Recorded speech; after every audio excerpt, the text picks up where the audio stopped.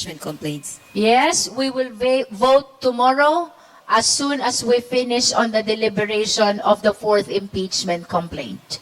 And in case po na makita na may sufficiency in substance yung both complaints, kailan po yung target na hearing proper? Before we proceed to hearing, on the assumption that both complaints will be declared sufficient in substance tomorrow, then we will be issuing the necessary notice to the respondent for her to file her answer. That is within the period of 10 session days, from 10 calendar days, 10 calendar days from receipt of the notice, no?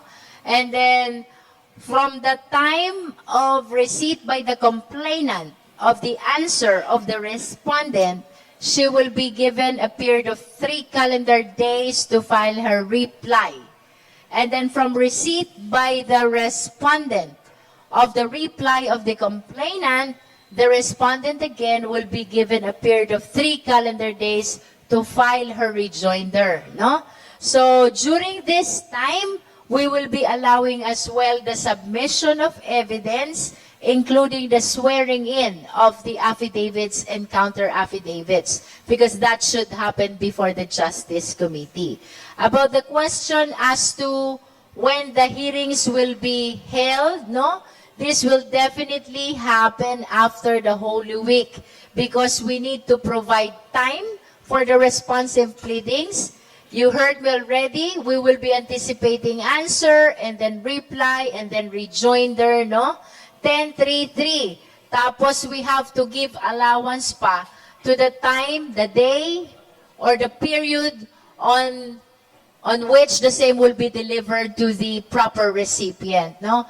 We are not certain if on the same day of issuance, madi-deliver na ba yan sa respondent. So, we need to provide allowance as to the period during which the same must be served to the proper recipient, no? So, sorry po. So technically, of course, baka advance po mag-isip, pero kung after Holy Week break, ma'am, definitely during recess po mangyayari yung hearing proper, tama po ba? As I have said, my statement is on the assumption only. In case that these two impeachment complaints will be declared as sufficient in substance, yes, I confirm that the hearing proper will happen after the Holy Week. So, this will probably start the second week of April. For clarification po, may binabanggit po kasi last time si Congresswoman De Lima, ma'am, na kailangan daw pong habulin yung sine die adjournment. Para lang po mas malinaw, paano po ba yung dapat na mangyari? Pagka po ba lumampas ng sine die, mababaliwala po ba yung articles of impeachment kung hindi po maitatransmit sa Senate for as an impeachment court? Hindi naman. Ano naman po yan eh. Ang important naman po, matapos po yung proceedings within 60 session days. No? So kung ang tinitingnan po natin ay April proceedings, I'm quite certain by around May, tapos na, we can vote on it at the level of the committee. At if it proceeds from the committee, then it proceeds to plenary. So tingin ko naman po, aabot po naman po yun before sine die adjournment. Kong Bell, tsaka Kong Terry, siguro reaction lang po dun sa nangyari kanina kay Representative Santay. Kasi kanina si Congresswoman Bell may binabanggit na syempre National Women's Month po ngayon. Tapos may mga remarks po siya kanina with regards to the so-called imagination lang po. Kindly elaborate lang po if you have any. Well, I think everyone heard what he said. First, there's no need for such comments in any hearing, anywhere. We were discussing the last impeachment allegation. Bakit po niya kailangan magbigay ng ganong example involving an actress, a woman, you know, maski sino pa yon. Bakit po ako nag-react to have it stricken from the records? It was offensive. It was uncalled for. It was irrelevant.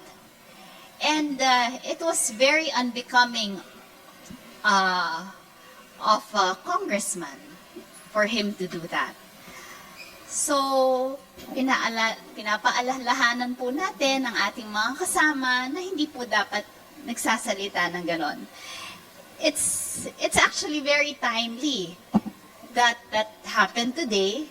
Lalong kakaumpisa lang po ng National Women's Month. In fact, it's an international celebration. March is Women's Month. Kaya po, hindi dapat sinasabi ang mga ganong statements. To Congresswoman Luis po, susugan ko lang yung tanong po. Do we just have reminders to committee members? Kasi since yesterday, parang merong mga talagang manifestations, either irrelevant or as Congresswoman said, offensive. And napapahaba talaga yung deliberations because of these irrelevant remarks. So what's your reminder po as we proceed to the last day of deliberations? The reminder is simply to focus on the subject matter of the impeachment, no? Definitely, we've been very prompt on that to call the attention of the justice members who are going outside already the supposed discussion of the impeachment proceeding. I understand that they have in mind various allegations which they can probably raise, but as I have said this morning, if they have concerns, they should be raised or articulated in other forum, and definitely not in the forum of the impeachment proceeding, because this should hear only matters concerning the impeachment complaints against the Vice President. Ma'am, dito po. Good afternoon. Medyo lengthy lang po yung discussion kanina on ultimate responsibility of the Vice President in disbursing the confidential funds. You were all present during the inquiry last Congress of Kong Chua's panel on this, and you have made your positions there. I just want to know if your position, do you think, given what was revealed during the House Good Government panel inquiry and the discussions a while ago, do you think the Vice President is ultimately responsible in disbursing the 612.5 million of confidential funds po? First of all, as chairperson of the Justice Committee, I do not vote, no? The only occasion when I am allowed to vote is in cases of tie. With regards to whether the appreciation during the investigation in the good government and the deliberation now in the Justice Committee will result to the same conclusion or mindset that is for the members of the Justice Committee to judge, because they will be the one to vote tomorrow on the sufficiency in substance. Yung mga mag-vote po, at least. But what is your position, sir? Kasi medyo lengthy yung discussion doon eh. Yung ultimate responsibility. Do you think the Vice President is ultimately responsible for the disbursement? No, we just of have the to talk. Confi funds? We just have to talk about the defense of some of the congressmen as to the disbursement, signing of the disbursement vouchers and yung attestation. Ang sabi nila, it is merely ministerial. Hindi mo totoo yun eh. Every signature in a disbursement voucher, attestation, ano mo yun? It is a judgment, it is a discretion of the person who holds office, particularly the head of office. No, I know it because I headed an office. No, so ibig sabihin, kaya nga we can see in Sandigan Bayan cases, hindi ba? Each and every signatory in a bidding document, kahit yung simple yung kahera, simple yung accountant, nasasaktan ho sila eh. Doon po sa mga kaso, including heads of agencies, including heads of BACs, bids and awards committees. Kasi nga, it is not merely a ministerial power or ministerial act, kundi meron po actual na pananagutan doon pagka po pumirma po tayo. So, if the Vice President actually signed into an attestation relating to the use of confidential funds, I think she has to be made accountable for that. No? So, yun po yung mga pag-inog ng mga talakayan kanina. And tomorrow, we will see what the vote of the committee members will be. Si Kong Bell po, baka meron siya. Well, I agree with Kong Terry. Of course, we were there in the investigation and the proceedings last term, last 19th Congress. So we saw the signatures, we saw the vouchers. We were, in fact, part of the prosecution in the failed impeachment. So personally, I saw that there's truth to the allegations and that it was not merely a ministerial duty on her part. Thank you po. Meron po dun sa mga impeachment allegations na pinagtalunan kung nasa jurisdiction ba ng House Justice Committee. For example, yung disbursement po ng confidential funds ng DepEd ng BP pa ang secretary noon. Ang impeachment po ay pagbobotohan in its entirety. So what will happen dun po sa mga impeachment allegation na sinasabing o pinagdedebatehan pa na wala sa jurisdiction ng House Justice Committee, maisasama pa rin po ba yun sa hearing proper? As pronounced before we started the hearing in the Justice Committee, and as you have said, the sufficiency in substance will be voted upon on the basis of the entire impeachment complaint. So it really belongs to the exclusive judgment of the justice members, whether in spite of the manifestations about the insufficiency of the other grounds, they will still be voting for the sufficiency of substance of the impeachment complaint, no? I totally confirm that the way we are deliberating is per ground basis, the purpose of which is to give a better perspective to the justice members in deciding as to the sufficiency in substance.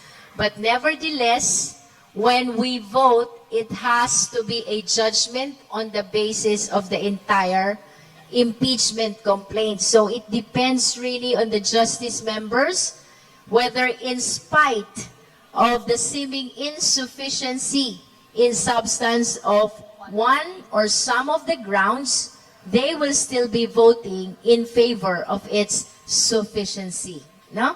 I understand we have 6 grounds.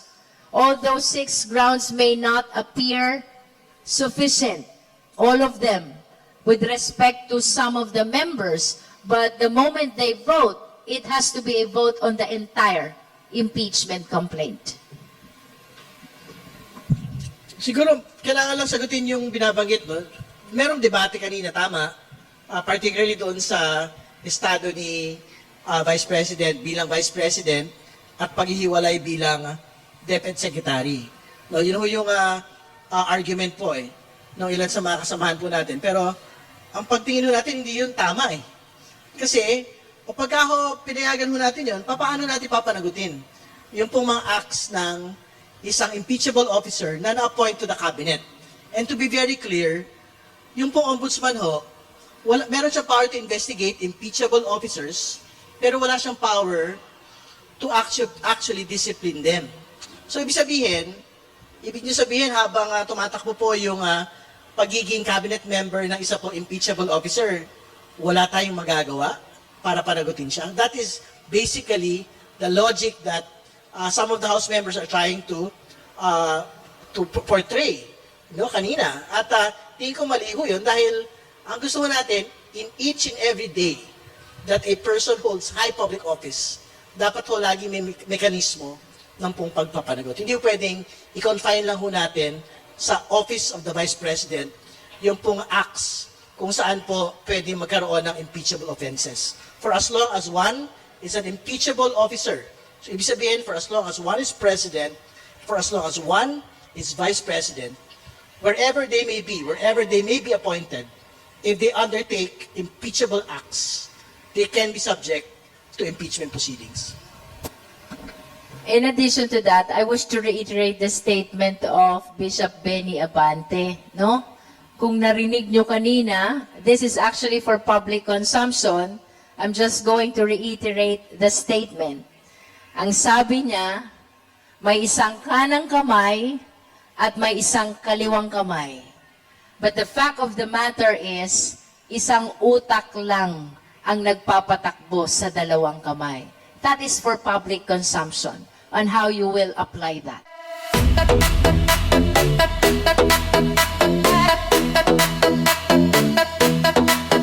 Takot na ang mga aso, dumarating ang mga kaso. Sila ay sinusundo na, dadalhin sa tatay nila. Aray waranto, takbo na bato, takbo na bato, takbo na bato. Aray waranto, bakit na bongo, bakit na bongo, bakit na bongo. Aray waranto, takbo na bato, takbo na bato, takbo na bato. Aray waranto, bakit na bongo, bakit na bongo, bakit na bongo.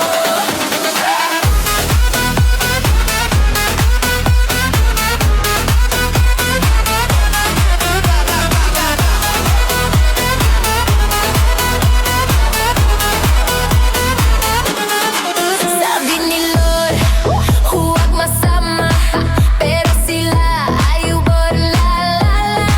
nalalapit na silang masira. Ay nagkarma, ay nagkarma. Aray waranto, takbo na bato, takbo na bato, takbo na bato. Aray waranto, bakit na bongo, bakit na bango, bakit na bongo. Aray waranto, takbo na bato, takbo na bato, takbo na bato. Aray waranto, bakit na bongo, bakit na bongo, bakit na bongo.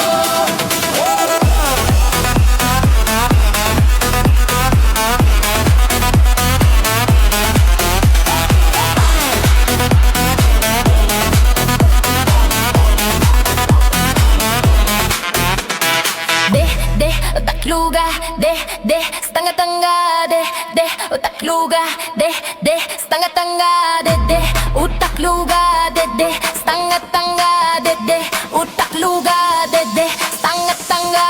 De, stanga-tanga. De, stanga-tanga. De, stanga-tanga. Dede estanga agay waranto, takbo na bato, takbo na bato, takbo na bato. Aray waranto, bakit na bongo, bakit na bongo, bakit na bongo. Aray waranto, takbo na bato, takbo na bato, takbo na bato. Aray waranto, bakit na bongo, bakit na bongo, bakit na bongo. Kuduro yung betlog, tatay yung karton. Kuduro yung betlog, tatay yung karton. Kuduro yung betlog, tatay yung karton. Kuduro yung betlog, tatay yung karton.